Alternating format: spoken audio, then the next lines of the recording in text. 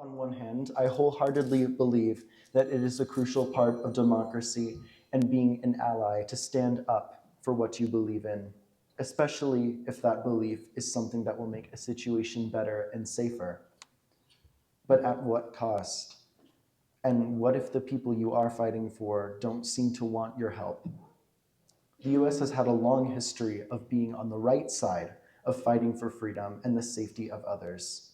However, I don't think as a country we can be expected to get it right all the time because we're human and because it's not in our control.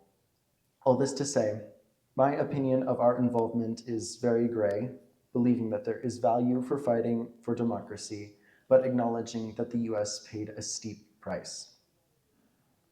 One consideration is that perhaps the US could have remained in the conflict with financial and strategic support instead of getting involved with troops. The French Indochina War took place from 1946 to 1954. As an ally and as a desire to help protect democracy, the US provided funds and supplies to support France, according to Britannica.com. So, really, the US was already a part of the conflict long before we sent soldiers to Vietnam. After the Geneva Accords, which essentially separated North and South Vietnam, the US continued its support by training South Vietnamese army and helped guiding the new government. However, the government was corrupt, which created distrust within the citizens of the country and allowed the North Vietnamese to infiltrate these communities, according to Britannica.com. Could the US have used more diplomatic force to say this corruption has to stop or that US aid stops? I'm not minimizing the effort and hardships that come with supporting a foreign country from afar, or simply simplifying how hard it is to establish a government after war. But I can't help but wonder if a stronger commitment to the strategic outcomes and day-to-day concerns of the citizens would have helped the US fight for democracy without the cost of US lives. Speaking of Vietnam and its citizens, it's hard to argue that our involvement left the country in a better place, or if the help was appreciated, which makes me question if our fight for democracy using troops was an appropriate response. Because Viet Cong forces opted for guerrilla tactics in the jungles, removing the foliage using the pesticide Agent Orange was the solution. Agriculture was destroyed as intended, but humans on both sides of the conflict and in neighboring countries were also infected, according to PBS.org.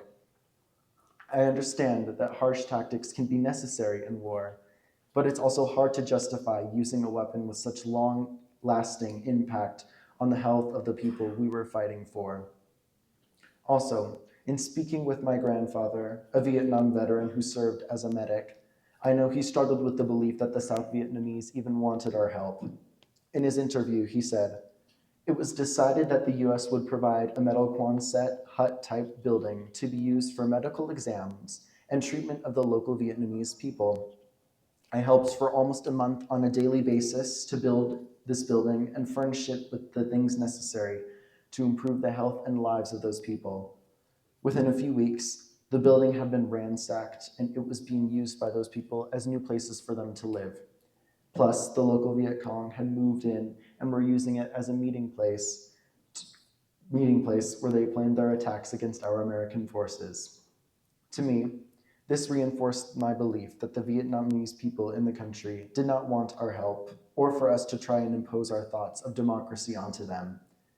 At this point, they had been at war for 50 years or more and simply wanted everyone to be gone from their country." And that's the end of the interview.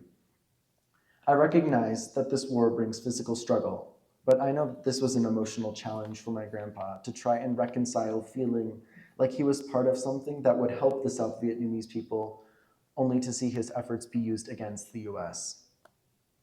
Lastly, an important factor highlighting the cost of the war was the decline of domestic morale. Because the war was being televised, Americans could see just how intense and graphic the fighting was. And there was, of course, concern for the loss of American lives.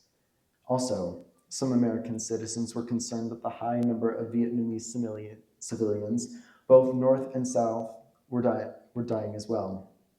In an effort to fight for what was right, so much of Vietnam, the land, and its people were suffering too. I believe it was this concern for morale and the desire to move forward that encouraged Congress to block any further military action in Vietnam after our withdrawal. There was a dramatic cost happening in Vietnam, but there was also a cost being felt at home. My grandfather is not an overly political man. He is a gentleman, a loyal friend, and a wonderful grandpa. In his own words, he is glad to have served his country, grateful to have survived, but still wrestles with the outcome of the war versus the lives lost. I think it can be hard to label something as successful when you aren't the winner, but I also believe there are valuable lessons that come with failing and evaluating why.